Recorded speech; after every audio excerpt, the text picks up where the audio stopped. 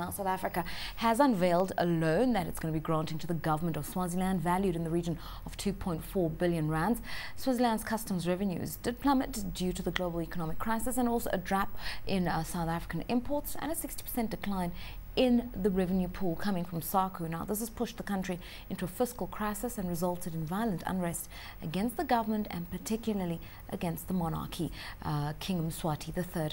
Swaziland's GDP is currently at about $3.5 billion. The Kingdom of Swaziland, a small landlocked country in South Africa that fell prey to the global recession, was today given a much-needed lifeline from the South African government to manage its budget shortfall and avert bankruptcy. What you have before you is a package of reforms that the Swazi government has undertaken to implement, which would, we believe, as the South African government, assist Swaziland to place itself on a sustainable path, both in respect of its own financial and fiscal situation on the one hand, and in terms of ensuring that all of the people of Swaziland participate in a process which assures them that they have as a governmental system that which they want. The 2.4 billion rand loan will come from the South African Reserve Bank's coffers with a guarantee from the government of South Africa. Now, it will be made in 3 equal payments of 800,000 rand each, the first expected in August this year, the second in October, and the final payment being made in February next year. The repayment period is 5 years at an interest rate of 5.5%. Repayments will be debited from the South African Customs Union account held by the South African Reserve Bank on behalf of the government of the Kingdom of Swaziland. This loan guarantee is conditional on 4 key pillars.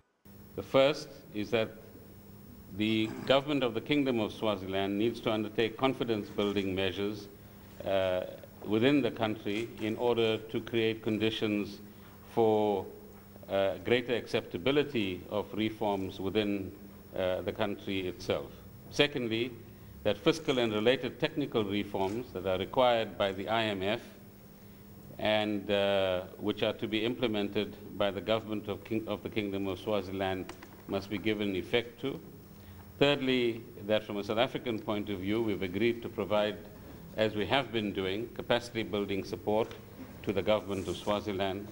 And fourthly, that we would cooperate as a South African government with the government of the Kingdom of Swaziland in respect of various engagements with multilateral institutions.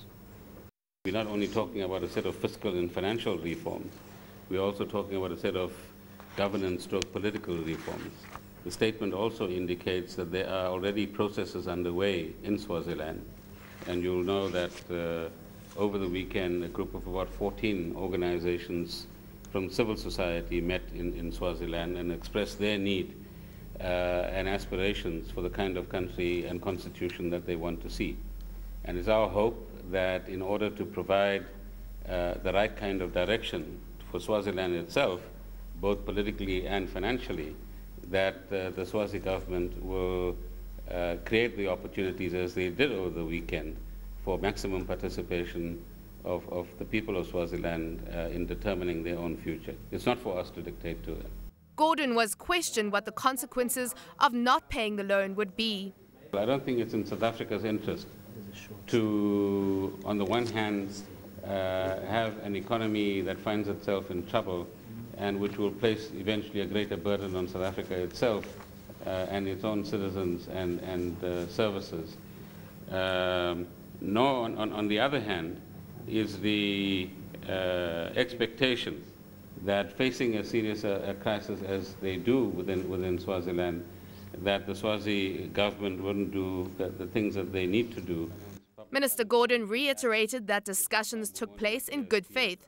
The Swaziland authorities realized they have to deliver on fiscal and democratic reforms, and they agreed timelines as well. He admitted the South African government would be placed in a difficult position if the timelines were not abided by.